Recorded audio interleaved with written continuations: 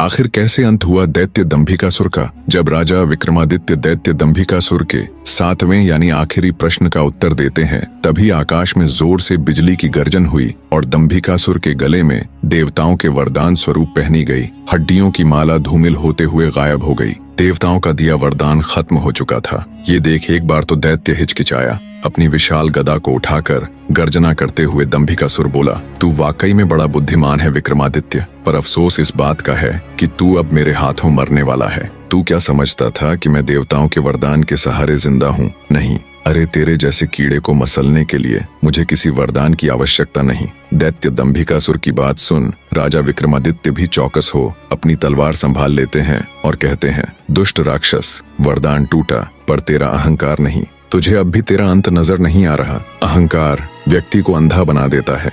आज तेरा अंत निश्चित है दुष्ट दानव। राजा विक्रमादित्य की बात सुन अत्यंत क्रोधित हो दैत्य दंभिकासुर बोला, अंत? मेरा अंत इतना आसान नहीं। अरे अंत तो आज तेरा होगा कीड़े। इतना कह दैत्य दंभिकासुर राजा विक्रमादित्य की तरफ बढ़ता है और अपनी गदा से राजा विक्रमादित्य के ऊपर वार करता है। दोनों के बीच भीषण युद्ध शुरू हो जाता है। लंबी लड़ाई से जब दंभिकासुर थकने लगा, तब मौका देख राजा विक्रमादित्य ने अपनी पूरी ताकत से दंभिकासुर के ऊपर प्रहार किया। राजा विक्रमादित्य की धारदार तलवार दंभिकासुर की छाती को चीरते हुए उसके सीने में जा घुसी। दर्द से कराहता हुआ दैत्य दंभिकासुर अपनी आखिरी सांस लेता हुआ बोला, यह असंभव है, मैं तो अमर। राजा विक्रमादित्य बीच में ही बोल पड़े, कपटी राक्षस, अमरता सत्य और धर्म में है, दानवी वरदानों में नहीं। तेरे जैसे अहंकारी अमर नहीं होते, बल्कि इतिहास में दफन होते हैं। अंततः राजा विक्रमादित्य के इस निर्णायक वार से दैत्य दंभिकासुर का अंत हो जाता है। दैत्य के धरा पर गिरते ही चारों ओर एक गहरी शांति छा गई।